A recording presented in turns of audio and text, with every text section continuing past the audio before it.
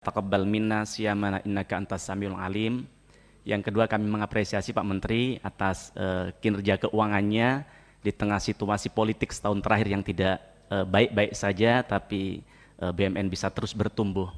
Yang ketiga, kami senang melihat Pak Menteri dan jajaran tambah seger, Pak.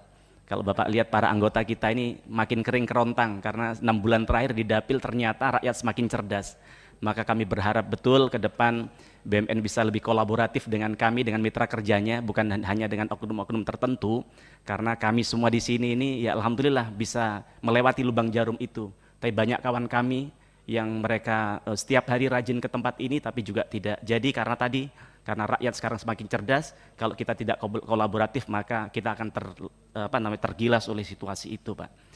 Namun demikian, dengan pencapaian Pak Menteri tadi yang luar biasa, ada beberapa hal yang ingin kami berikan masukan dalam rangka tentu kecintaan kami terhadap BUMN, Pak.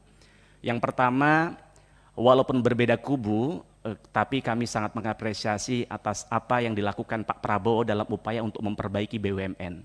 Bagaimana saat itu ketika kampanye di bulan Januari tahun 2024, beliau mengkritik keras BUMN, beliau melihat bahwa manajemen di BUMN itu malas-malasan katanya.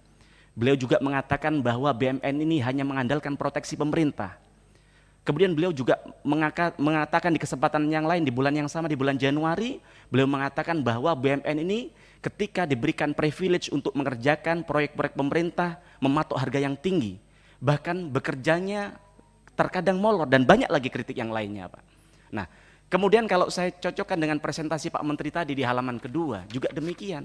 Jadi kalau kita lihat amburadulnya pengelolaan BUMN terlihat dari usulan dan realisasi BUMN sepanjang tahun 2020 hingga tahun 2024 yang senilai 226,1 triliun yang Pak Menteri paparkan tadi. Maka artinya adalah setiap dividen yang diberikan oleh BUMN kepada negara, pada kenyataannya akan kembali ke BUMN melalui PMN yang diberikan kepada BUMN begitu. Walaupun kita lihat kenyataannya banyak sekali termasuk karya-karya yang ada di sini, ketika sudah diberikan kucuran puluhan triliun dana dari PMN, tapi tetap saja hancur-hancuran. Begitu juga dengan Garuda Indonesia. Kemudian kalau kita lihat di bulan Maret baru-baru ini, Pak Prabowo juga mengkritik keras BUMN. Saya jadi heran, kenapa Pak Prabowo kembali mengkritik BUMN? Padahal di bulan ini pemilu sudah selesai. Padahal beliau tidak perlu lagi elektabilitas. Padahal beliau tidak perlu lagi mencari suara hati pemilih. Artinya apa? Artinya BUMN di mata Pak Prabowo benar-benar tidak baik-baik saja begitu. Maka saya tidak bisa bayangkan ketika nanti misalnya tiba-tiba siapa tahu Pak Prabowo terpilih menjadi presiden, yang kemudian beliau melihat bahwa BUMN tidak baik, bahwa BUMN hanya jadi benalu bagi negara, bahwa BUMN hanya jadi lintah darat bagi bangsa kita, dan kemudian beliau membuarkan BUMN ini, maka tentu Pak Erick Thohir sebagai Menteri BUMN di periode 2019-2024 akan dicatat sebagai dalam sejarah bahwa sebagai Menteri BUMN terburuk di dalam sejarah itu begitu, Pak. Maka harapan kami ke depan harus diperbaikin, Pak. Di waktu yang singkat ini ke depan harus dilakukan kerja-kerja taktis agar kemudian BUMN, mohon maaf kalau sekali lagi meminjam istilahnya Pak Prabowo, Pak Erick Thohir ini omon-omon aja begitu. No action. Jadi hanya kalau katanya anak muda seperti itu tadi.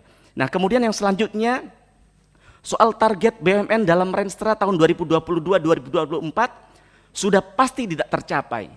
Artinya sekali lagi Pak Erick Thohir gagal total dalam memimpin BUMN periode 2019-2024. Saya ini sudah sering mengingatkan Menteri BUMN mengenai capaian Renstra.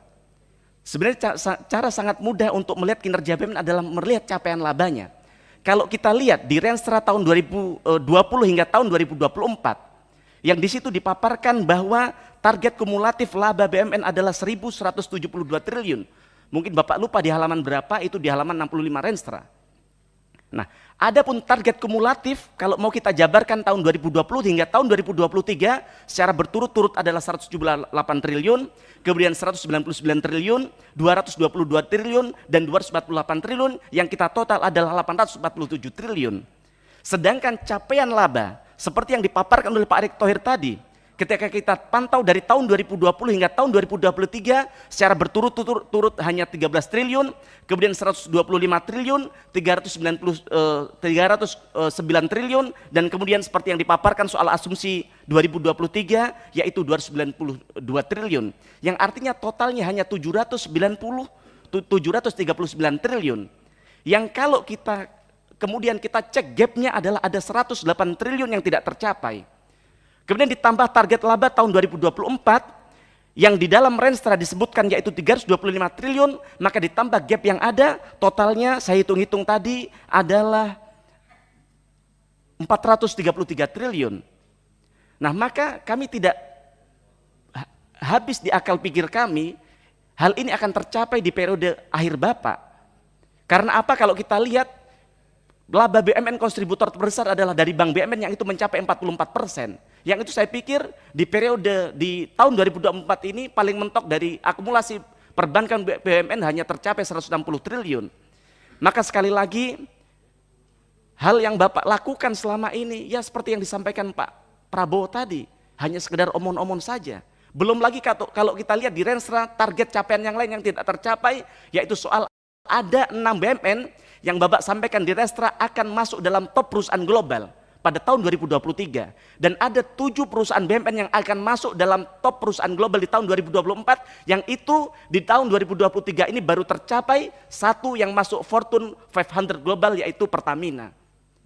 Maka harapan kami ke depan hal ini perlu untuk kemudian dilakukan langkah-langkah taktis agar kemudian bisa mencapai target-target yang sudah Bapak paparkan di Renstra 2020-2024. Kemudian yang ketiga, soal Formula E. Formula E tahun 2024 tidak dilaksanakan karena alasannya karena kondisi politik yang tidak stabil. Tapi kalau kita lihat MotoGP tetap dilakukan walaupun tren penontonnya terus menurun. Artinya tidak dilakukan Formula E ini hanya soal konsistensi Pilpres saja begitu. Maka harapan kami Pak Menteri, Bapak tahu bahwa penyelenggara Formula E pengganti Jakarta adalah mana Pak Menteri? Yaitu Tokyo dan Shanghai. Maka harapan kami di tahun berikutnya, ini kan sudah kelihatan di quick count kalau menurut capres yang Pak Menteri dukung kan begitu. Artinya pemilu kan sudah aman-aman saja. Artinya harapan kami formula ini bisa terus diteruskan agar bagaimana ini yang sudah sejalan dengan konsep hilirisasi dan pengembangan industri listrik di negara kita bisa segera terwujud begitu. Kemudian yang keempat soal penundaan IPO Pertamina Hulu Energy. Kembali Kementerian BUMN kami lihat bahwa baru-baru ini akan menunda Palemco. Tidak habis di pikiran kami bahwa 2 tahun yang lalu ketika negara kita mengalami kelangkaan minyak goreng, yang di sisi lain minyak sawit begitu melimpah di negara kita, yang kemudian ada inisiasi dari Kementerian BUMN untuk membuat Palemco agar menjadi industri minyak goreng terbesar di negara kita. Tapi kenyataannya baru-baru ini diumumkan itu akan ditunda.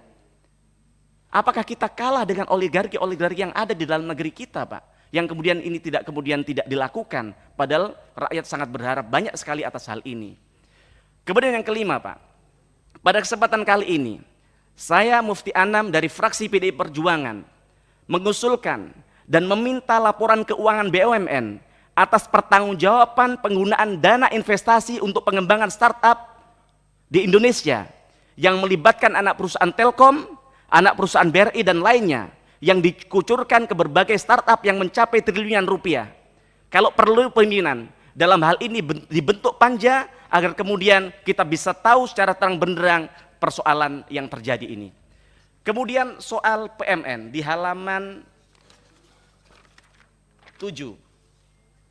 Download Tribun X sekarang, menghadirkan lokal menjadi Indonesia.